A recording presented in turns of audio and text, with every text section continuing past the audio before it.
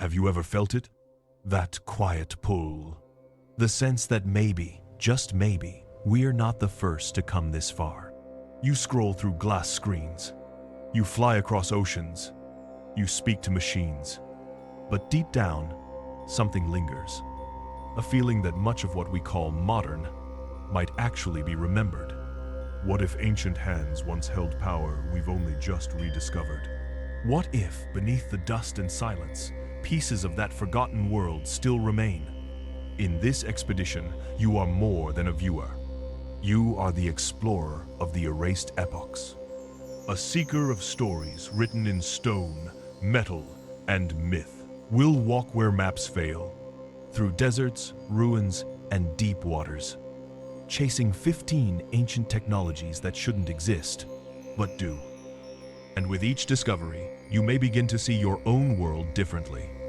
Not as the pinnacle, but as a continuation. So slow your breath. Feel the past stirring under your feet. Because history isn't behind us, it's waiting. And tonight, we answer.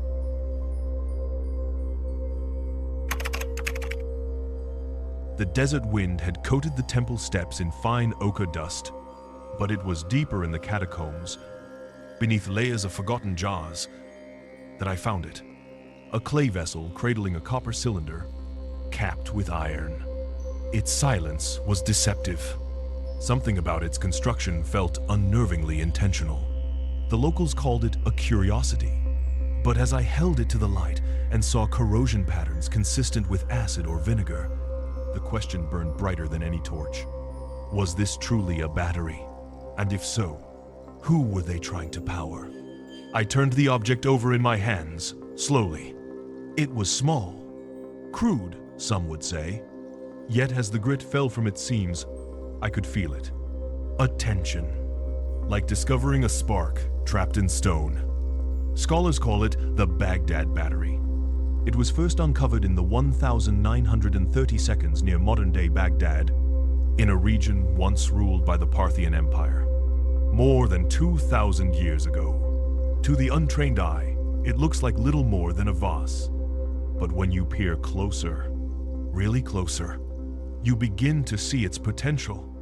A clay jar, lined with bitumen. Inside it, a copper cylinder, pierced by an iron rod.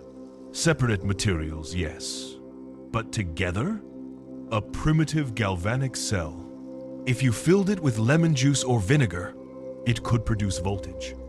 Not enough to light up a city, but enough to suggest intent. Was it used for electroplating? Could it transfer thin layers of gold or silver onto jewelry, using a process we thought wouldn't exist until the 1800s? Or was it ceremonial? A device meant to awe or deceive, perhaps used in temples where a priest, cloaked in mystery, could summon a jolt of divine energy. And then, the deeper question. If this was a battery, where was the rest of the system? One artifact is strange, but if there were more, hidden, broken, scattered across the sands, what else might they have powered? I asked the caretaker of the ruins what he thought. He shrugged, handed me a lukewarm cup of tea, and simply said, "The old world was not as old as you think." That line stayed with me, because sometimes it isn't about proving what something was. It's about recognizing the echoes it leaves behind.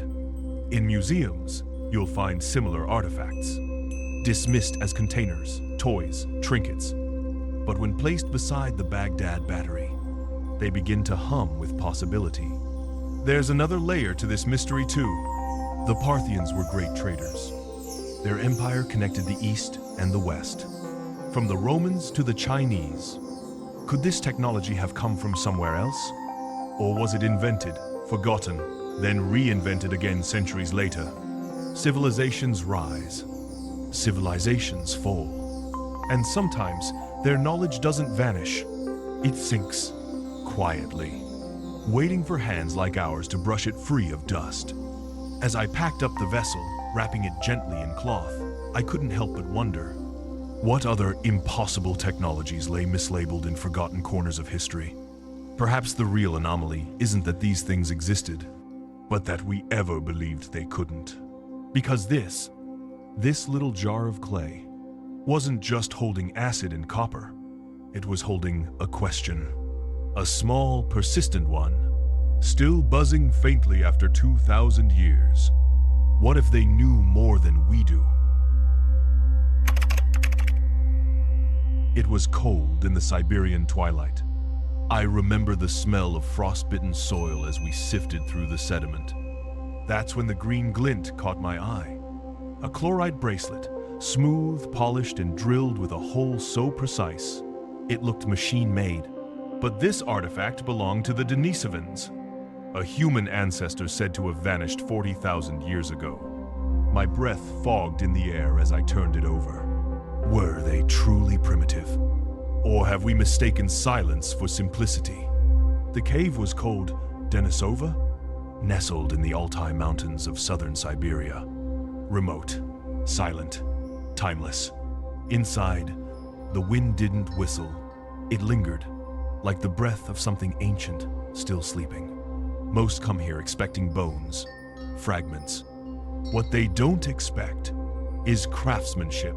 The bracelet was made of chloride, a mineral not found anywhere near the site. That alone was strange.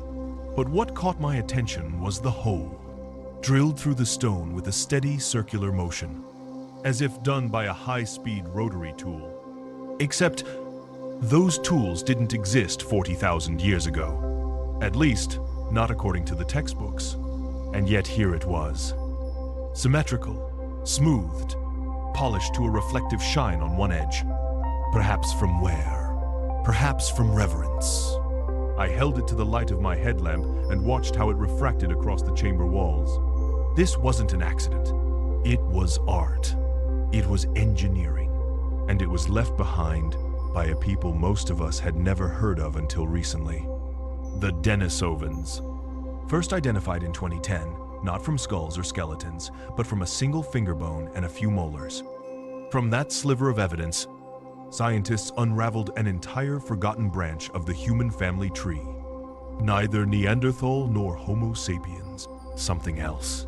They lived here, in this cave, alongside our ancestors. But their story, it vanished.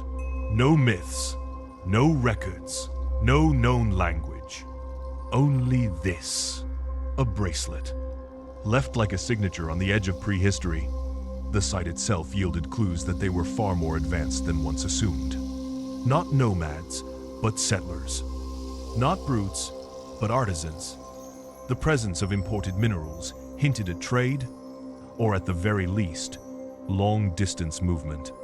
The level of tool use suggested an understanding of material hardness, torque, and possibly even heat treatment. All from a people who, until recently, didn't even have a name. I sometimes wonder who wore it. A woman? A child? A leader? A maker? There are traces of a young girl's remains in the same layer. They called her Deni. She was a hybrid, half Denisovan, half Neanderthal, a living bridge between species. And beside her, the bracelet. Coincidence? Or something more? There's a temptation to look backward and expect less. To believe that intelligence only moves forward. But this artifact makes a quiet argument that maybe genius has always been with us. It just hides when we stop looking. As I packed the replica for study, the real one locked away in a secure archive, I felt the strangeness of it all. This wasn't just a bracelet. It was a contradiction, a fossil of skill, a whisper from a people whose voice we never heard, only their silence. And I ask you, if the Denisovans could craft this tens of thousands of years ago, what else might they have built, lost to time? The story isn't gone. It's just buried, waiting for someone, like you, to find it again. The sea still clung to it. Salt-crusted and silent, the device was salvaged from the wreckage off Antikythera in the early 1900s. A box of bronze with gears no ancient Greek should have known how to make. I saw it once, behind glass in Athens. The light fell just right across its corroded cogs, and I could almost hear the ticking of lost time. Was it a calendar? A model of the heavens? Or something more predictive? Each rotation teased a mind that could see the future written in orbits. They call it the Antikythera mechanism. Recovered from a Roman-era shipwreck near the tiny Greek island of Antikythera, it was dismissed at first as a jumble of gears and corroded fragments. It was no different from the ship's anchors or amphorae it was found beside. But time, as always, has a way of revealing what's been forgotten. Over the decades, as scientists x-rayed, scanned, and reconstructed its pieces, a strange truth emerged. This wasn't debris. It was design. Dozens of interlocking gears. A hand crank. Multiple dials and inscriptions. A mechanism so intricate that no comparable device would appear again for over 1,000 years. Let that settle for a moment. This artifact, dated to around 150 BCE, displays a level of craftsmanship and mathematical precision unseen until the development of modern clocks in Renaissance Europe. But it wasn't just mechanical genius. It was cosmic intelligence. The gears weren't random. They modeled celestial cycles. The paths of the sun and moon, the phases, even eclipses. One dial marked the 4-year cycle of the ancient Olympic Games. Another predicted the position of the planets. Not just tracking time, forecasting it. I stood before it in the museum, the last light of day catching the bronze, and I imagined the person who once turned that crank. What kind of mind had built this? What kind of worldview saw time not as linear, but mechanical, cyclical, something to be measured, even mastered? And here's the deeper mystery. Nothing else like it has ever been found from that era. No blueprints, no duplicates, no whispers of an engineering school that could have produced such a thing. Just silence. As if it appeared suddenly, shone briefly, and vanished. Some suggest it was the product of one singular genius, perhaps influenced by the lost works of Archimedes. Others wonder if it was the echo of a much older tradition, a glimpse into technologies passed down quietly, generation to generation, then finally lost in fire and sea. But there is one constant I've come to accept on this journey. When something appears too advanced for its time, it usually means we've misunderstood the time. Because history is not a straight line. It loops, it spirals, and occasionally it folds in on itself, leaving pieces out of place. The Antikythera mechanism is one of those pieces. Somewhere between sculpture and simulation. Somewhere between myth and machine. A forgotten fragment of genius. Resting at the bottom of the Aegean for centuries, as if waiting for someone to ask the right question. And now that we have, we must ask more. What knowledge vanished with it? What other devices lie beneath sand, stone, or sea? Still ticking?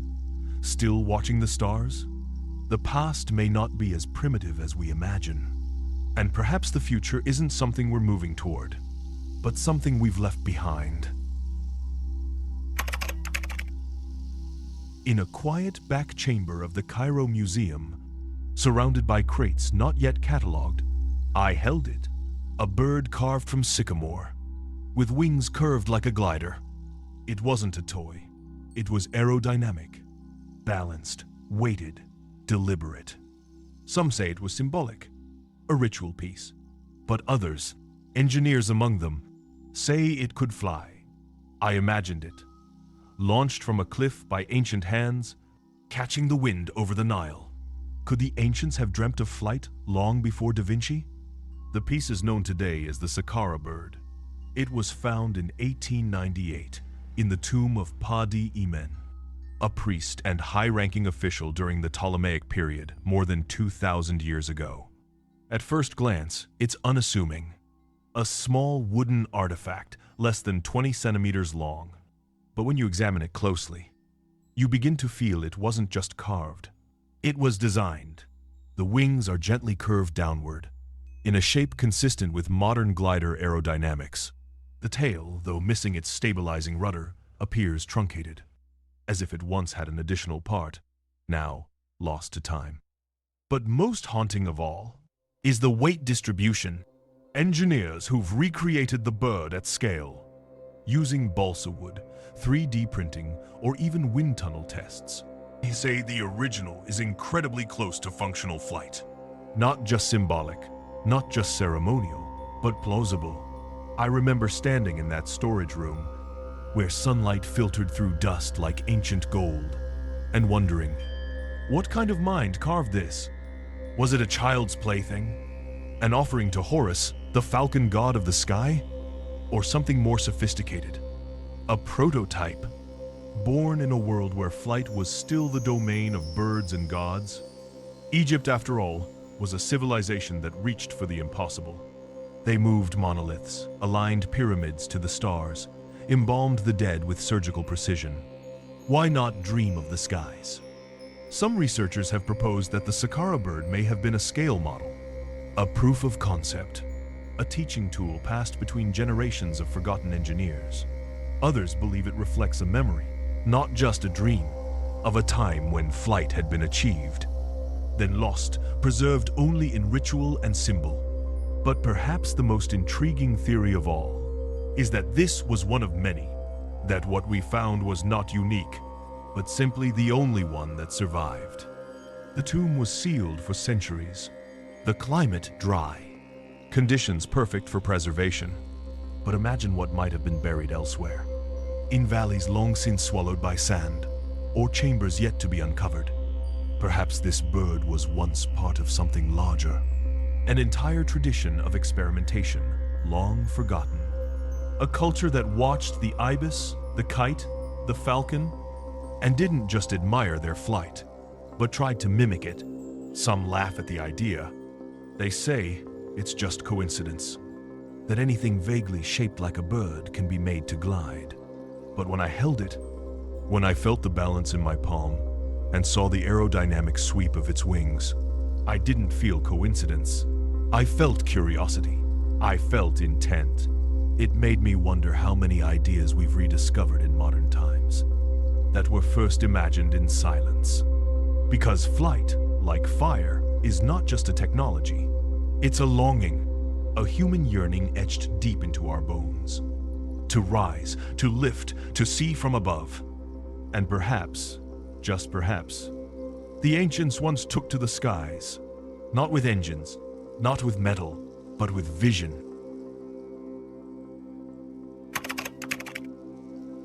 The parchment was brittle, and the ink had faded in parts.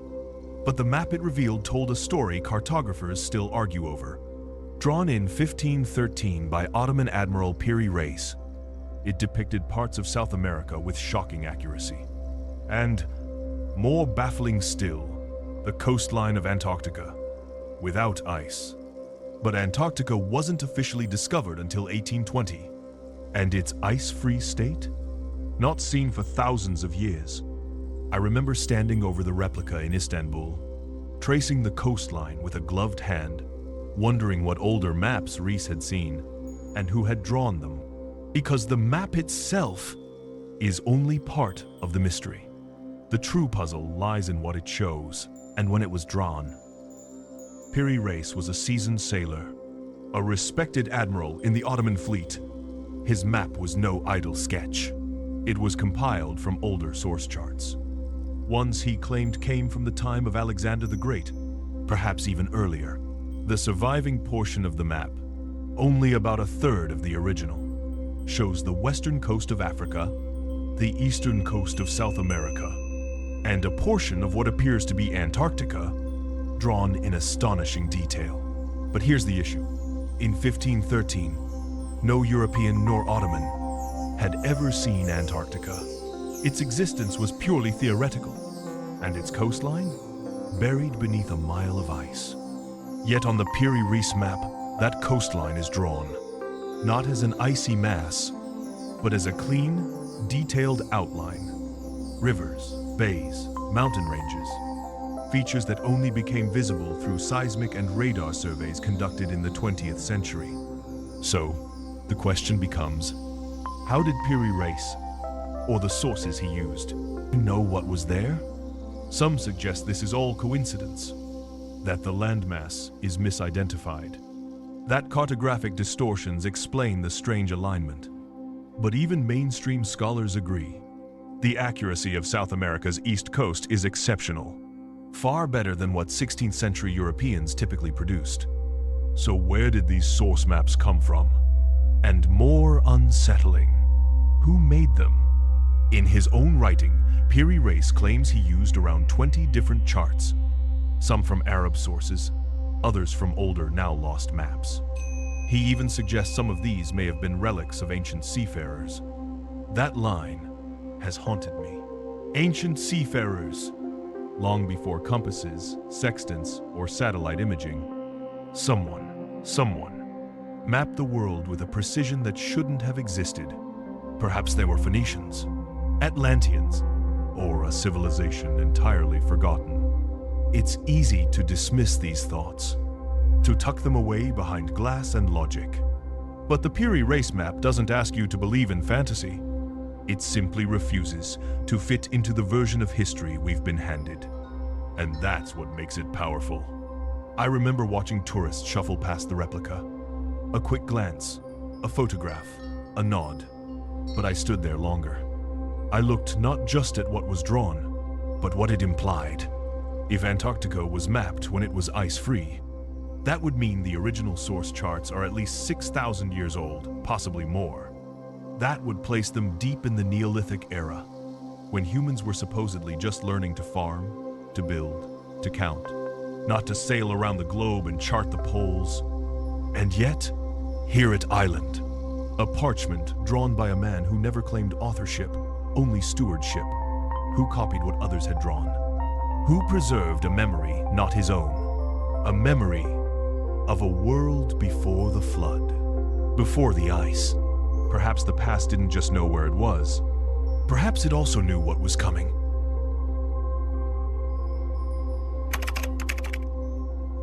The forests around Lake Superior were eerily still when I arrived. Not a bird, not a breeze, just the weight of the trees watching. Beneath their roots, pits and trenches ran deep into the earth, carved out long before colonists arrived. More than 500,000 tons of copper had been extracted, but no one knows by whom.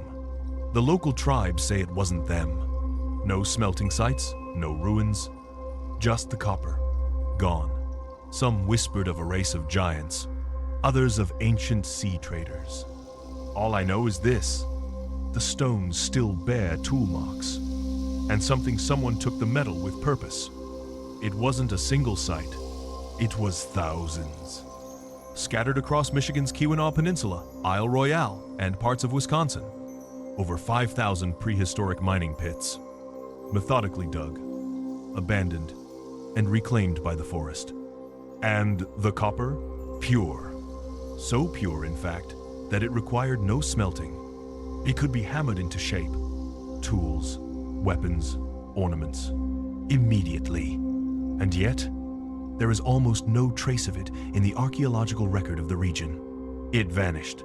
This is what baffles historians. 500,000 tons of copper removed, and almost none of it stayed behind. Where did it go? Some believe it was traded down the Mississippi River, exchanged among tribes. But trade alone doesn't explain the volume, or the effort. Others speculate that ancient seafaring civilizations, perhaps from the Mediterranean or even earlier, crossed the Atlantic and harvested the copper themselves. There are even accounts, though controversial, of Minoan artifacts found in North America, of similarities between Old World metallurgy and techniques found near the Great Lakes. Still, mainstream archaeology remains cautious. And so the copper sits in a strange place, a footnote. A silent inconsistency in the story we're told. But when you walk among the old pits, when you run your fingers along the hammerstones, still worn from use, you feel a different story. One of industry, of organization, of knowledge passed from hand to hand in a time we can no longer name. No signs of war, No signs of settlement, just extraction and disappearance. The local Ojibwe and Menominee tribes acknowledge the mines, but say they did not dig them. Their stories speak instead of powerful beings, sometimes called the Mishipeshu, great underwater panthers who guarded the copper. Others whisper of giants, tall beings with strange tools who came from the east, worked the mines, and then were gone. My guide, an elder named Thomas, told me this. The land remembers who walks on it. But sometimes, the land keeps secrets too. We stood together on the rim of an ancient trench, the canopy above us golden with fall, and I realized this place didn't feel abandoned. It felt paused, as if the miners had only just left, as if the forest was still waiting for their return. There's one theory, strange but persistent, that the copper from these mines helped fuel the Bronze Age in Europe and the Near East, that it crossed oceans long before Columbus, long before Leif Erikson, that some forgotten civilization bridged two worlds with ships and metal. But if that's true, where are the ships? Where are the records? Maybe they were lost, or maybe they were never meant to be found. The deeper I dig, the more I believe this. Sometimes, the greatest evidence is the absence of something. A missing trail, a vanished resource, a silence that speaks louder than stone. The copper was real. The mines are real. The hands that dug them, still faceless, still unknown. But the message they left is clear. They came, they knew, they took, and then they disappeared. It was small enough to fit in my palm, yet heavy with implications. Found in an Assyrian palace near Nineveh, this polished rock crystal had been ignored for decades. But when I peered through it, the magnification was unmistakable. Could it be a lens? Perhaps a simple ornament? Or perhaps not. Some believe it was used for astronomy, or for engraving the impossibly fine details found on ancient seals. As I turned it in the light, I saw not just reflection, but intention. Someone once needed to see the world closer, and they had found a way. The object is officially catalogued as the Nimrud lens, or more cautiously, the Layard lens, named after Austin Henry Layard, the British archaeologist who uncovered it in the mid-1800s. During excavations at the ancient city of Nimrud, once a thriving capital of Assyria, to most, it appeared unremarkable. A simple rounded oval of rock crystal, slightly convex, about 4 centimeters across, but held to the light. It changed. It bent the world, magnified it, revealed details the naked eye would miss. And in that bending, that shaping of light, it whispered of a knowledge far ahead of its time. Could it have been used as a magnifying tool to inspect carvings, fine etchings, or delicate jewelry? Or, more intriguingly, was it part of a more complex optical system? Some have suggested it could have functioned as an ancient telescope lens. A stretch, perhaps, but not impossible, because nearby, carved into stone panels, etched into ancient reliefs, are images of the stars, constellations, zodiac wheels, symbols aligned with celestial rhythms. The Assyrians were known for their astronomical knowledge. They tracked eclipses, predicted planetary motion, mapped the skies with precision. And so I wonder, did they use this lens to look not just closer, but further? Some skeptics dismiss the idea, arguing the lens isn't optically perfect, that it shows distortions, aberrations. But perfection isn't required for proof of concept, only purpose. And the lens has purpose. Its edges are too smooth for randomness, its curvature too intentional. Even modern jewelers admit it would take steady hands and refined tools to shape something like this without shattering it. And therein lies the deeper mystery. If this was a lens, then someone, in the 7th century BCE, understood how light behaves. They understood focus. They understood vision. And that changes things. Because it means they were exploring not just the world around them, but the world within it. The small, the hidden, the precise. And perhaps, like us, they wondered, what do we miss when we rely only on our eyes? I think of the lens often, not because it confirms anything, but because it suggests something. It suggests that intelligence is not a straight line, always growing, always forward. It rises, it falls. It flashes like a torch in the dark, then vanishes, waiting to be reignited. And maybe that's what this lens island, a glimmer, a reminder that ancient hands once reached for clarity, for understanding, just as we do now. Not everything in the ancient world was built for gods. Some things were built for seeing, for examining, for asking questions with light. As I set the replica down, the real one encased in museum glass half a world away, I found myself wondering, what else did they see? And what have we overlooked, simply because we weren't looking close enough?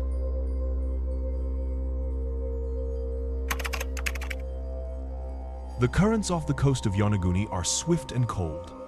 They tug at your limbs like time itself. But as I dove deeper, the shadows sharpened into geometry.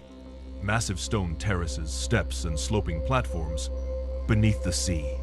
Nature, some say. But nature rarely carves straight lines. The surface of the stone bore grooves, not from tides, but tools. If this was once a city, it now sleeps beneath 100 feet of water, which means it sank at least 10,000 years ago, long before our history books allow. The first time I saw it, I wasn't prepared. I'd seen photos, heard whispers, read the debates, but nothing matches the weight of it in person. This was not random rock. This was design. South of Okinawa, near Japan's westernmost inhabited island, Yonaguni, there lies a submerged world. Discovered in 1986 by a diver exploring hammerhead shark roots, the site stretches across the seafloor in an eerie silence. And yet, it speaks. Stone stairs wide enough for processions, platforms aligned with the compass, a great triangular plaza that feels less like geology and more like memory. There are sharp corners, level walkways, pillars and channels that resemble irrigation systems or altars. One section even resembles a grand staircase, flanked by what look like ceremonial platforms. The stone itself is sandstone, naturally occurring, and that's where the skeptics take their stand. They argue it's all a trick of erosion. That tectonic activity and ocean currents shaped these forms. That our minds are simply desperate to see patterns where none exist. But there's something else. Grooves, cut marks, flat surfaces meeting at near-perfect right angles. And one particular feature, a star-shaped indentation carved deep into the rock. It does not belong to erosion. It belongs to purpose. Local legends speak of Mu, a sunken continent, a kind of Pacific Atlantis, a civilization swallowed by rising seas at the end of the last ice age. And when you descend beneath the waves here, you begin to understand why such stories endure. If this site was a city, it would date back to at least 10,000 BCE, when sea levels were drastically lower. That places it thousands of years before the Sumerians, before Egypt, before the known rise of civilization. So who built it? And why did it vanish? Perhaps it was an early coastal society, now forgotten. Perhaps their city was flooded by the Great Melt, the sudden sea level rise that marked the end of the Younger Dryas period. Or perhaps we're looking at something even older, a cultural foundation upon which later civilizations quietly stood. Geologists and archaeologists continue to argue. The Japanese government has offered no formal excavation or protection, and so the monument waits. Half studied, half denied. But divers return, researchers return, and so do dreamers. Because once you swim through its corridors, it's hard to believe this was all an accident. I remember surfacing, gasping in the sunlight, and feeling disoriented, as if I had come up not just from the water, but from another time. What if this isn't the only site like it?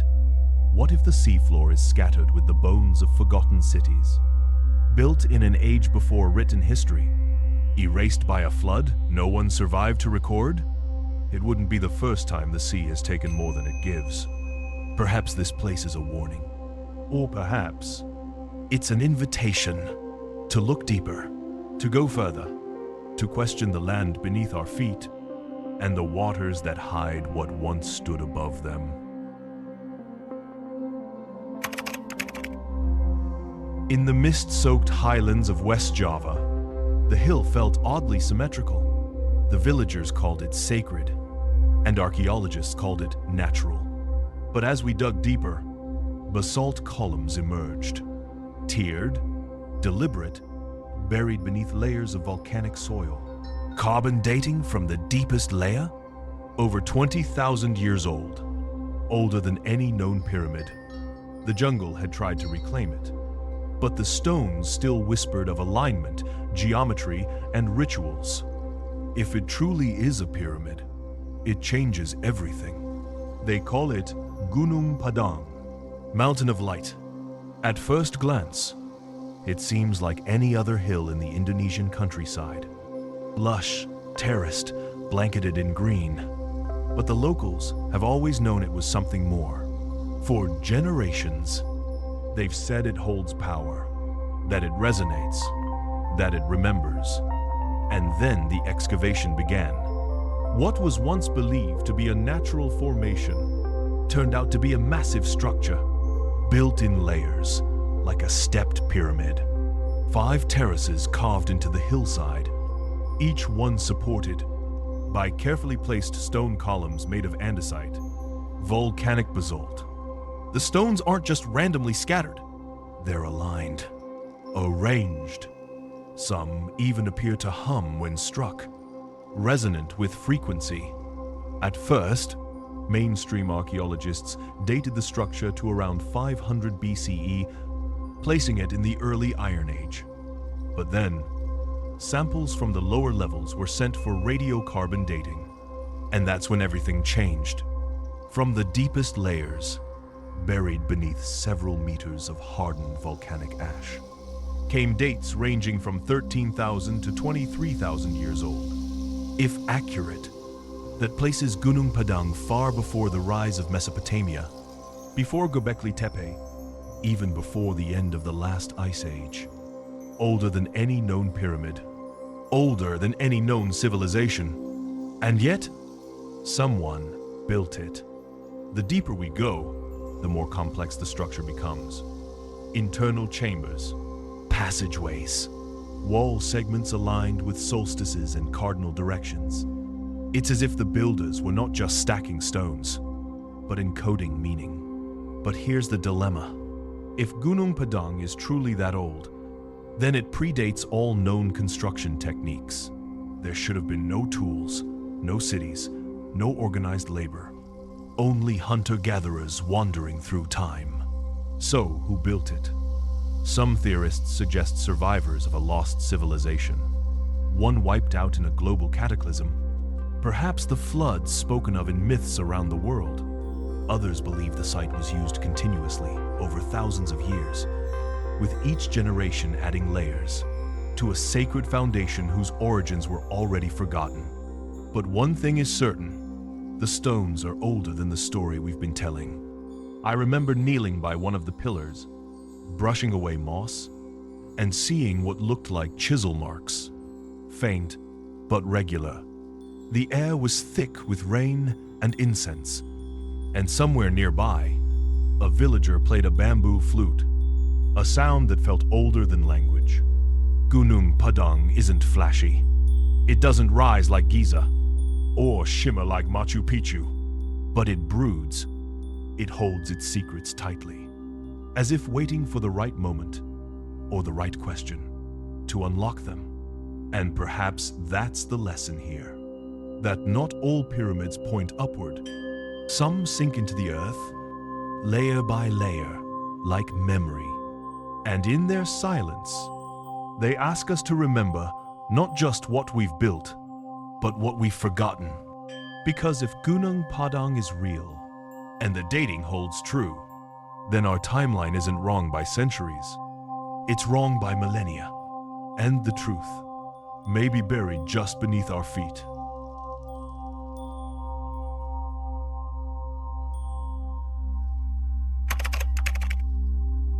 I stood beneath it in Delhi, tall, unmoving, oddly free of rust despite standing exposed for 1,600 years.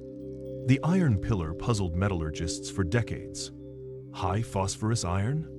Strange crystalline structure? No one agrees. But one thing is clear.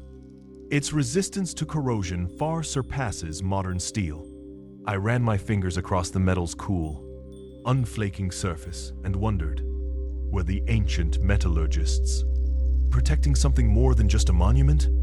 It stands over 7 meters tall, rising quietly in the courtyard of the Qutb complex, as if forgotten by time, but untouched by it. Rain falls on it. Dust settles. Birds perch. But rust? Rust does not come. How? That question has lingered in scientific circles for over a century. Constructed sometime between the 3rd and 5th centuries CE. Though some argue it could be even older. The pillar weighs more than 6 tons, forged entirely of wrought iron. And yet, it has defied the very process that should have slowly consumed it. Modern iron rusts. Even with coatings, treatments, and paints, it surrenders to time. But this pillar, it endures. Some claim it's due to the iron's high phosphorus content, which, over time, formed a protective layer of misoite, an amorphous oxide that prevents deeper corrosion. Others say it's due to the forge welding technique used by ancient Indian smiths, layering and hammering the metal into a near-seamless column. But here's where the mystery deepens. Even with today's understanding of metallurgy, replicating the exact chemical and crystalline structure of the iron pillar remains a challenge. Not because we lack the technology, but because we no longer think the way they did. The process wasn't industrial. It was intuitive, artisan, perhaps even sacred. Some believe the pillar was cast as a Dvaja Stamba, a victory standard or religious emblem dedicated to the Hindu god Vishnu. But others suspect something more, that it served as a symbolic conductor of cosmic energy, of geomagnetic flow, or of knowledge now lost. Because standing near it, you feel something, a stillness, a hum, not electrical, but elemental. It's not just the iron, it's the intention. This wasn't scrap metal pounded into a pole. It was forged with patience, with reverence. It was meant to last, not just for lifetimes, but for civilizations. Some ancient texts mention a class of smiths, the Lohashilpis, metalworkers who understood not just fire and ore, but balance, the right blend of earth, flame, and air. And while modern analysis can break down its atomic structure, it still can't explain how they arrived at that formula. Without microscopes, without labs, without precedent. Did they stumble upon it by chance, refining over generations through observation? Or did they inherit this technique from an even earlier tradition, one now erased? I think of the other immortals of the ancient world.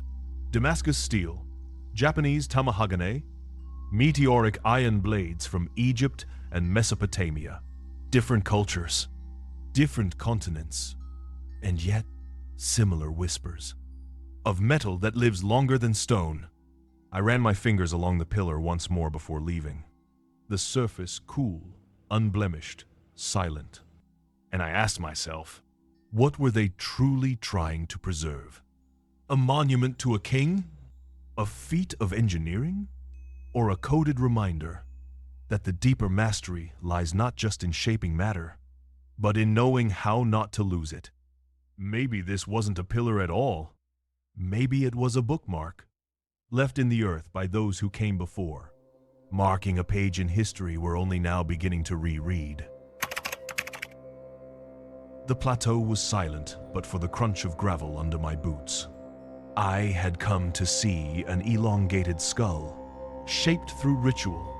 But what I found was more perplexing.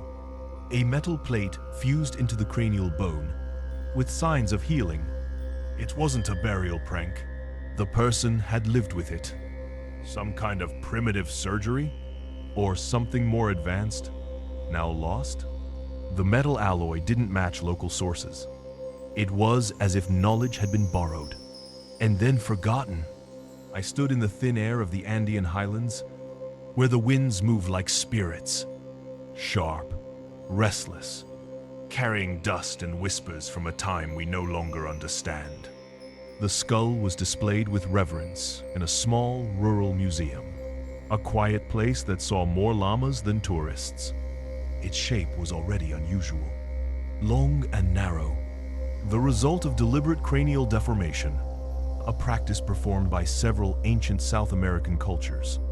Binding the skulls of infants with boards or cloth to elongate the head, a sign of nobility, intelligence, or divine favor. But this one was different. Just above the temple, a metal plate had been surgically embedded into the bone. Not placed ceremonially, but fused, integrated, and most importantly, healed around. The individual had survived the procedure. That alone should be impossible. We've long known that ancient cultures practiced trepanation, the drilling or scraping of holes in the skull to relieve pressure or release spirits. But this? This was not a hole. This was a repair. The plate itself was thin, almost delicate, its edges smooth. Its shape conformed to the curve of the skull like it had been measured. Analysis later revealed something even stranger. The alloy didn't match anything typically found in the region. It contained traces of manganese, copper, and unknown inclusions in a ratio inconsistent with local ore. Where had it come from? And how had they shaped it, molded it, without melting the skull? Some believe it may have come from meteoric iron, material fallen from the stars, hammered cold into form. Others suggest that the culture had knowledge of cold working techniques long before they were documented elsewhere. But there's a more uncomfortable possibility, that they understood more than we give them credit for. That medicine, metallurgy, and ritual were once inseparable, practiced together in a system of knowledge that didn't survive, but once thrived. A knowledge that was practical and powerful. Even the bone growth around the implant showed no signs of infection or rejection. The body had accepted the foreign object and healed. Think about that. Modern surgical implants require sterile fields, antibiotics, post-op care. These people had none of that, and yet it worked. It makes you wonder what else we've lost. And it makes you question what we truly mean by primitive. Because this skull, this silent relic of one person's survival, speaks volumes. It tells us they had tools, they had technique, and perhaps they had an understanding of the body that was based not just on trial and error, but centuries of unrecorded observation. I ran my fingers along the glass that encased the skull, the metal catching the light like a dull star. In that moment, it didn't feel like I was looking back. It felt like I was catching up. The past isn't always behind us. Sometimes it loops around and waits. And when we find pieces like this, healed bone and worked metal fused by forgotten hands, we must ask, who were they really? What did they know? And why did we forget? It was found beneath a forest in Germany, in soil turned by looters. A bronze disc inlaid with gold symbols. The sun, the moon, and what some believe are the Pleiades. But it's not a myth. The alignments match celestial patterns with stunning accuracy. Dated to over 3,600 years ago, the Nebra sky disk may be the oldest astronomical chart ever found. Standing in the museum, I saw it dimly lit in a glass case. But in my mind, I imagined it raised to the stars, used to count the solstices by those who still listen to the sky.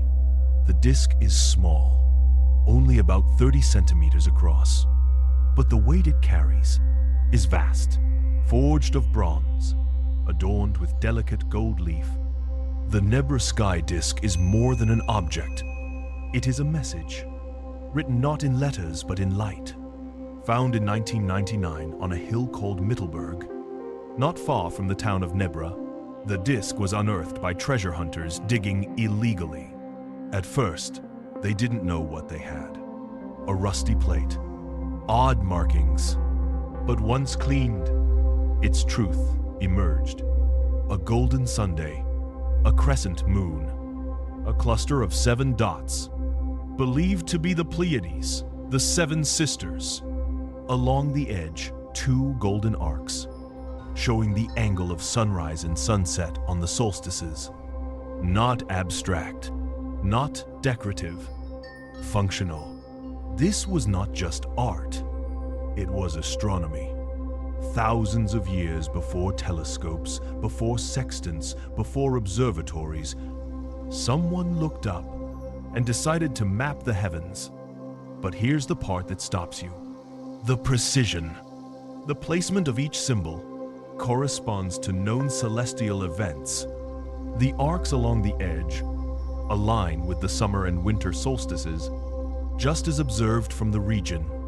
The Pleiades, visible in the night sky only at certain times of year, helped mark seasonal transitions for early farmers. And when held against the horizon, the disk may have helped align stone structures in the surrounding area. Ancient observatories carved into the earth. This wasn't myth-making. This was skykeeping. The people who made the disk lived during the Bronze Age, around 1,600 BCE. We don't know what they called themselves. We don't have their language, their books, their temples. But we have this, a cosmic compass, a metal memory of a time when the stars still told us when to sow, when to reap, when to gather, and when to stay still. The disk's creators were likely part of the Unities culture, a people who traded across Europe long before Rome, long before Greece. But where did the knowledge come from? Some believe it was passed down orally, generation after generation of skywatchers and timekeepers. Others wonder if it was inherited from an even older culture, now lost, whose knowledge flickered like starlight between epochs. What we do know is this. The Nebra sky disk predates all known astronomical tools in Europe by over 1,000 years. It shows that Bronze Age societies weren't just hunters or farmers. They were observers. They were thinkers. They watched the sky and found meaning in its rhythm. As I stood before the artifact, displayed behind thick glass under soft light, I couldn't help but imagine that night, thousands of years ago, when it was first held up to the stars. Was it part of a ritual? A calendar? A teaching tool for an apprentice skywatcher? Or was it something more sacred? A bridge between earth and sky, between man and the cosmos? We may never know. But the stars above Nebra still rise, still set, still shine. And this disk, once buried in silence, now reminds us the ancients didn't just survive the world, they studied it. And in doing so, they left behind maps, not of land, but of the infinite. Cuzco's air is thin, sharp, and full of echoes. Atop the hill, I ran my hand along stone blocks larger than cars, carved and slotted together without mortar, without gaps. At Sacsayhuamán, the megalithic walls ripple like waves, each stone unique, and yet they fit like puzzle pieces. Modern engineers still argue how it was done. Some say alien help, others say lost tools. But when I stood in their shadow, I felt the hum of something deeper, a memory, maybe, of a language written in stone. Sacsayhuamán isn't just a ruin. It's a paradox made of stone. Positioned above the ancient Inca capital of Cuzco, the site is often referred to as a fortress. But its true function? Still debated. What we do know is this. The stones here are among the largest ever used in construction, some weighing over 300 tons. And yet, they're not stacked crudely or balanced with guesswork. They're cut, angled, and interlocked with precision that feels impossible even today. No mortar, no binding agent. Just stone against stone, fused by gravity and geometry. Try sliding a blade between them. You won't succeed. Some joints are so tight, they feel fused, almost melted. Corners that bend inward. Multi-sided shapes that curve and twist to match neighboring blocks. Like a three-dimensional jigsaw puzzle. And the kicker? No two stones are the same.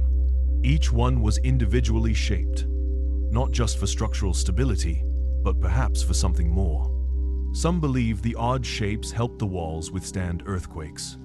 And to this day, they've survived tremors that toppled modern buildings. But that doesn't explain how they were moved, or how they were shaped. Traditional tools of the time, bronze chisels, stone hammers, should have been insufficient to shape such hard granite and andesite. And yet, they did it. Or rather, someone did. We credit the Inca, and perhaps rightfully so. But even among the Inca themselves, legends speak of the giants. Or of Viracocha, a godlike builder who shaped the world before history began. Some theorists suggest ancient stone softening plants, now lost. Others speak of sonic tools, vibration-based cutting, or forgotten metallurgy. And then there are those who look to the stars, searching for external influence. But the truth might lie not in fantasy, but in a worldview we no longer understand. A craft passed down in silence. A technique taught not with words, but through generations of apprenticeship, of touch, of rhythm, of intuition. Because when you walk the walls of Sacsayhuamán, you don't feel brute force. You feel harmony. The way the stones rise and fall like frozen waves. The serpentine patterns. The way light shifts across the surface at sunset, casting shadows that move like glyphs. This wasn't just architecture. It was expression. Some believe the stones hold meaning, that they're encoded with messages. In the shapes, in the angles, in the arrangement itself, a language of stone. One that didn't need ink or paper. One meant to outlast wind, fire, and even memory. I remember sitting beneath one of the great walls, the sun slipping low, and realizing how quiet it felt, as if the place was still listening, still waiting, not for discovery, but for recognition. We often measure ancient cultures by what they lacked. Writing, wheels, metal tools, but maybe we've been looking in the wrong places. Because what if the stones were the writing? What if the wall was the message? And what if we were never meant to read it with our eyes, but with our presence? Sacsayhuamán doesn't just challenge what we know about the past. It dares us to imagine a future where knowledge isn't always loud. Sometimes, it's carved quietly into stone and left for those who are still listening.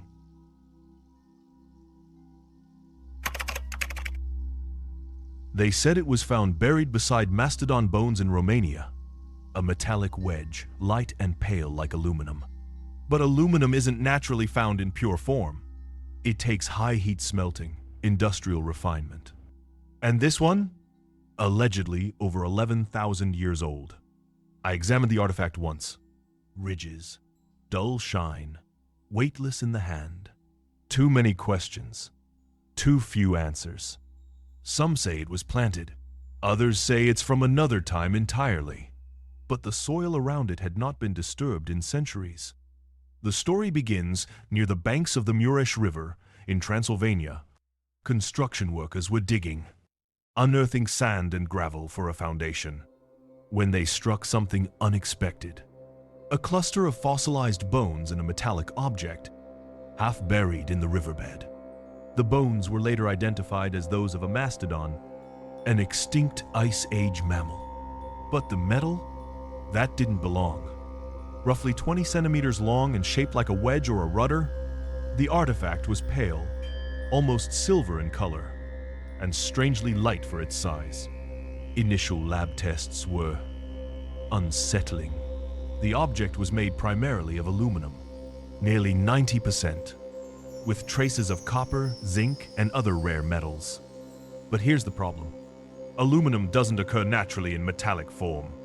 It's bound tightly in ores like bauxite, and requires temperatures above 1,000 degrees Celsius to extract, a process that wasn't developed until the 1800s. So, how did this refined aluminum object end up in a layer of earth, dated to at least 11,000 years ago, beside the bones of a creature that hadn't walked the earth in millennia? There are a few theories. Some claim it's a modern object, accidentally mixed into the soil by heavy equipment, that it was planted, tampered with, used to deceive. But multiple soil analyses showed no signs of recent disturbance. No digging, no break in the sediment layers. The object had been there for a long time. Others suggest it's part of a machine, perhaps a primitive tool or even a piece of ancient technology we no longer understand. Its curved ridges, smooth arc, and central borehole suggest design, not randomness. Some have likened it to an aircraft landing foot or a stabilizer fin. Then come the fringe theories. That the Wedge is a fragment of a lost civilization, one that developed metallurgy long before recorded history.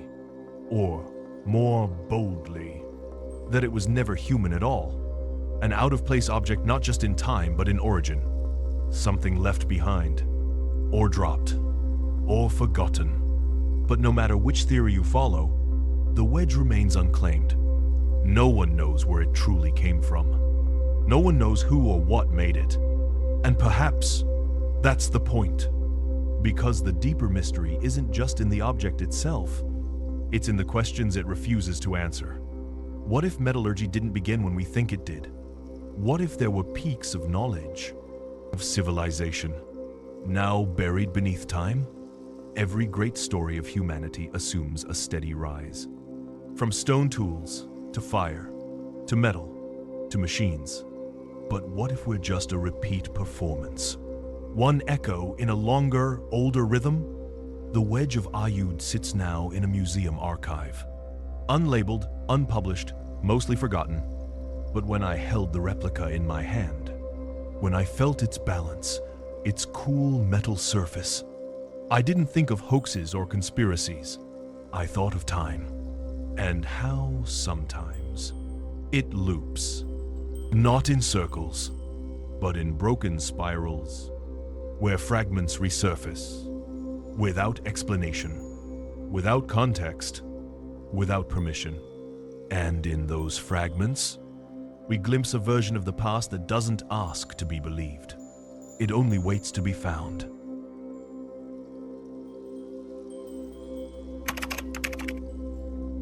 We were miles offshore when the sonar lit up. A perfect circle, 60 meters wide, resting on the seafloor like a forgotten coin.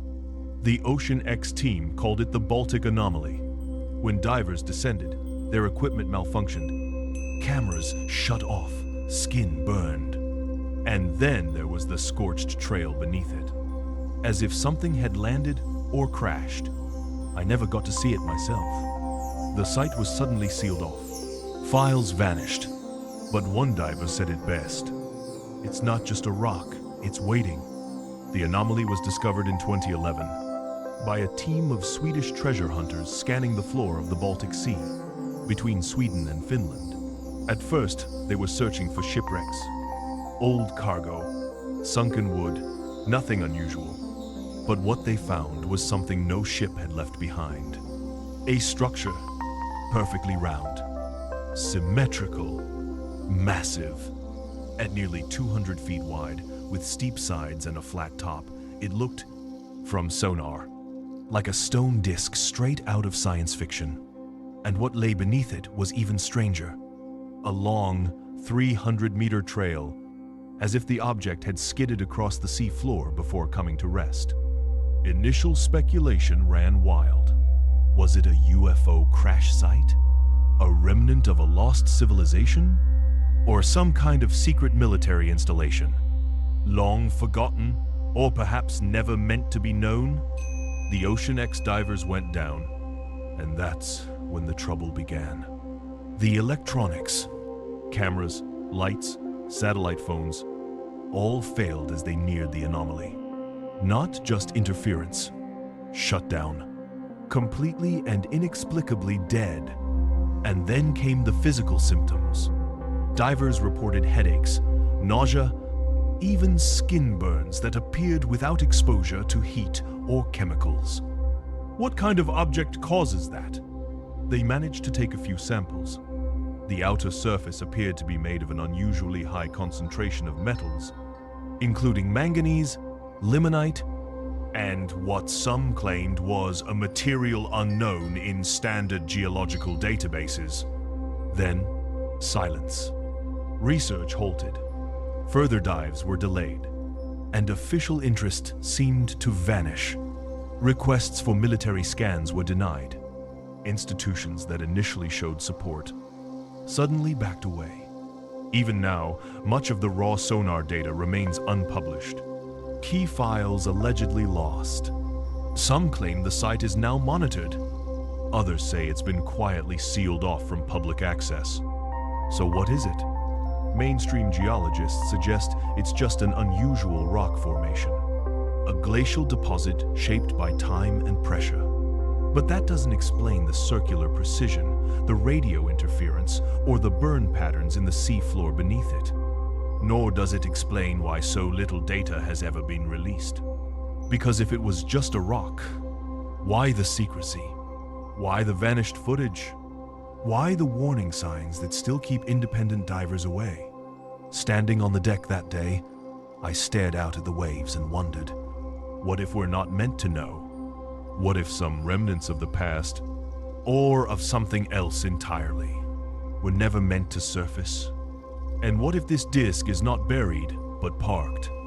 The diver's words still echo in my head. It's not just a rock. It's waiting. Waiting for what we don't know. For time? For understanding? For someone to finish what began long before we learned to name the sea? Maybe this isn't the wreckage of a machine. Maybe it is the machine, still humming, still holding a signal, still hiding in plain sight beneath a curtain of salt and silence. Whatever it is, it reminds us that the greatest mysteries aren't always found in the past. Sometimes, they're just beneath the surface. The fires burned low now. The wind outside has quieted, and in the flickering light of my camp, I look over the notes. Fragments, sketches, traces of things that should not exist but do. 15 relics, 15 riddles, each one defying the story we were told to believe. That history is linear, that progress is constant, that the past was always behind us. But out there, in the jungles, under the seas, deep in the soil and stone, something else speaks. Not loudly, not clearly, but persistently. It speaks in strange alloys, in polished lenses, in gears that turn the stars. In cities beneath oceans, pyramids beneath jungles, and implants beneath ancient bone. It speaks in silence, a silence so old it hums. And now, you've heard it too. You've walked the corridors of the forgotten. brushed dust from truths we're not supposed to see, and held, even for a moment, the weight of a world that once was and might yet still be. So what now? What do we do with these questions? With these fragments, we carry them. We carry them into conversation, into imagination, into the quiet moments when the modern world seems too clean, too certain. Because if there's one thing this path has taught me, it's that history doesn't whisper. It waits. It waits for minds willing to wonder, eyes willing to see, and hands willing to dig. The map is incomplete. The trail is broken, but the clues are still there, buried not just in Earth, but in us. In the longing we feel when we stare at the stars. In the sense that we are not the first to reach, to build, to dream. And maybe not the last. So wherever you are in the quiet of your room, or the glow of your screen, remember this. You are part of the expedition now. Not just a listener, but an explorer. And out there, the next anomaly waits. Another piece of the puzzle. Another page, unwritten. Another echo, waiting to be heard. The past is not gone. It is asleep. And tonight, together, we knocked on its door.